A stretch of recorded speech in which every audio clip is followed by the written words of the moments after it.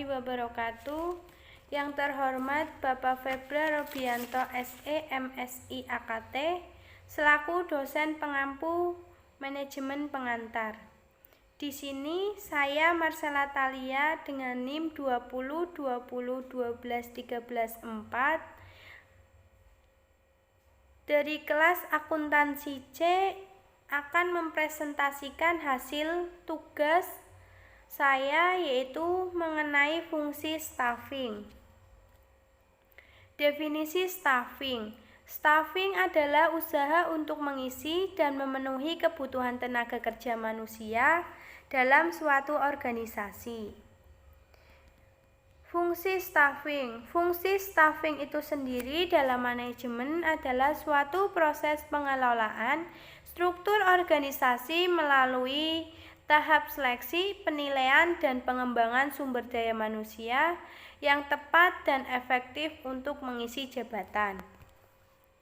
Macam-macam kegiatan staffing ada 7. Yang pertama, perencanaan sumber daya manusia, di mana menentukan kebutuhan tenaga kerja, baik jumlah maupun mutu tenaga kerja yang dihubungkan. Yang kedua, penarikan atau rekrutmen, di mana yaitu menentukan sumber tenaga kerja yang akan ditarik. Yang ketiga, seleksi. Seleksi terhadap para pelamar. Yang keempat, pengenalan dan orientasi, yaitu pelatihan tenaga kerja agar memiliki tingkat keterampilan yang diinginkan.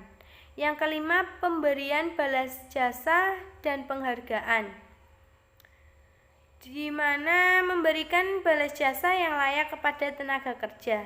Yang keenam, pengembangan karir, mengembangkan dengan memberikan kenaikan jabatan atau pangkat. Dan yang terakhir, memanfaatkan tenaga kerja yang ada dalam organisasi sebaik mungkin. Perencanaan sumber daya manusia.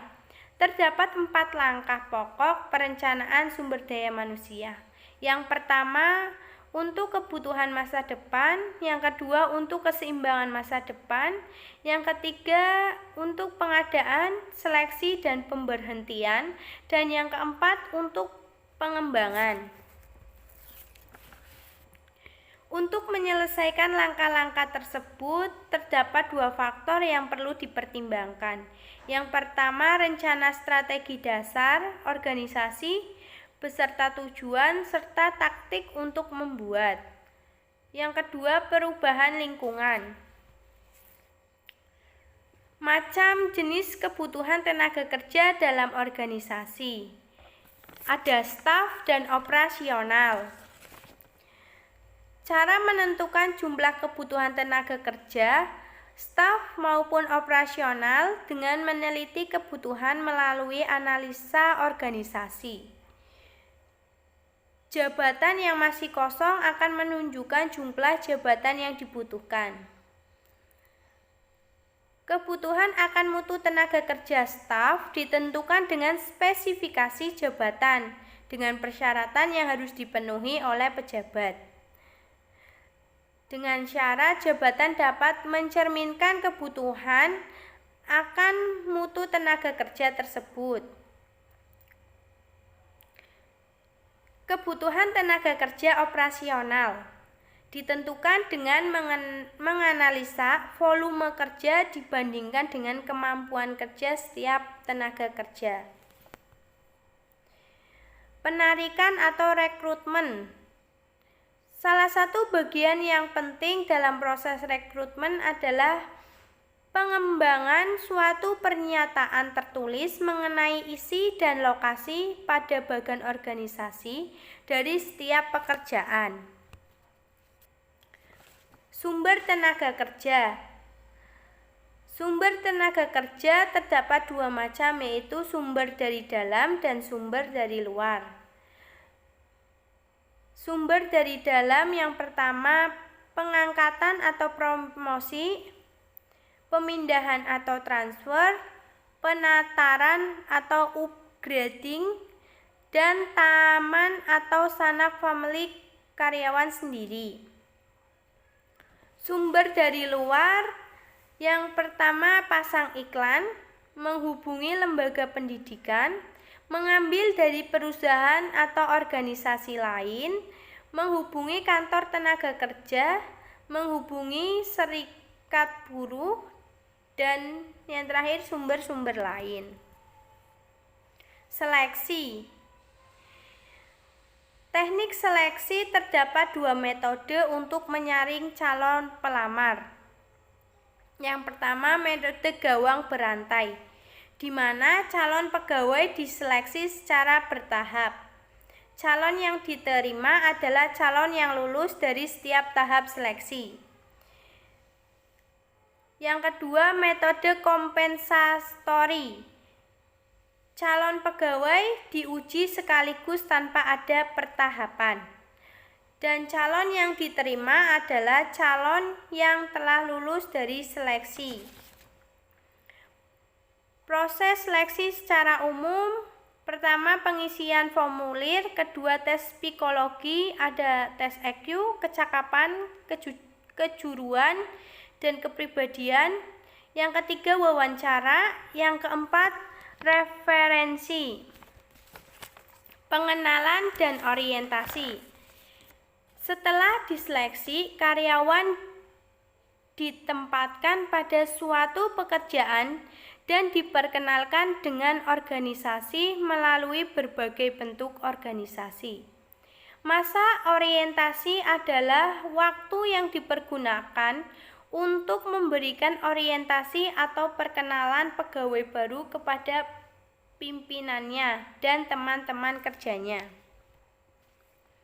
Latihan dan pengembangan. Cara untuk melatih pegawai dalam suatu organisasi, yang pertama dengan metode pelatihan di tempat kerja atau on the job training. Yang kedua, pelatihan di luar tempat kerja atau off the job training. Misalnya dengan self study, belajar sendiri, tugas belajar, upgrading, magang, coaching, perputaran jabatan, permainan peranan, seminar, rapat, dan vestibul school. Balas jasa dan penghargaan. Balas jasa atau penghargaan adalah pemberian penghargaan langsung maupun tidak langsung, baik finansial maupun non-finansial, yang adil dan layak kepada karyawan atas sumbangan mereka dalam pencapaian tujuan organisasi. Pemberian balas jasa atau penghargaan yaitu penentuan besar gaji, misal besar gaji atau upah, tunjangan, dan insentif. Wujud kompensasi atau penghargaan, ada uang, yaitu berupa gaji dan upah, tunjangan atau bonus. Natura, baik beras, gula, kopi, minyak, dan obat-obatan. Dan yang terakhir kenikmatan, yaitu fasilitas baik rumah, kendaraan, dan kesehatan. Pengembangan karir. Pengembangan karir ada promosi, transfer, PHK, dan tujuan. Yang pertama, promosi. Promosi adalah usaha memberikan kekuasaan tanggung jawab yang lebih besar pada seseorang pegawai dengan disertai kenaikan gaji atau upah. Promosi kering adalah kenaikan pangkat pegawai disertai dengan tanggung jawab tetapi tidak disertai dengan kenaikan balas jasanya. Tujuan promosi itu sendiri untuk mengisi jabatan yang lowong dan untuk memotivasi pegawai. Syarat promosi ada formasi dan yang bersangkutan cakap atau berprestasi menonjol. Adapun prinsip promosi, yang pertama dasar keterampilan atau prinsip merit, yang kedua dasar senioritas atau prinsip senioritas, yang ketiga dasar teman atau spoil system. Transfer.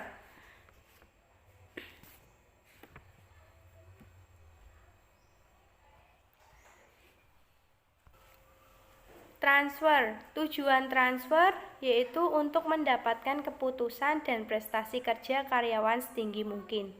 Ada dua pokok transfer, yaitu yang pertama karena permintaan sendiri pegawai yang bersangkutan, yaitu karena merasa tidak bekerja dengan pegawai lain, tidak cocok dengan pekerjaan, lingkungan kerja yang kurang nyaman, jenuh, dan ingin menambah pengalaman baru. Karena keinginan dari pemimpin, yaitu karena pegawai kurang cakap, pegawai memiliki rasa bosan, dan pegawai menjaga stabilitas organisasi. Tidak dapat menjaga stabilitas organisasi. PHK. PHK adalah keputusan atau pemutusan hubungan kerja antara pihak perusahaan atau organisasi dengan karyawan. Karena PHK yaitu karena permintaan pegawai sendiri, keputusan perusahaan atau organisasi, pegawai meninggal dunia, dan yang terakhir telah habis kontrak. Tujuan pensiun. Tujuan pensiun ada untuk pengadaan peremajaan pegawai, pegawai yang bersangkutan sudah lanjut usia, dan pegawai menderita cacat, dan yang terakhir posisi akan diganti oleh pegawai yang lebih bermanfaat. Terima kasih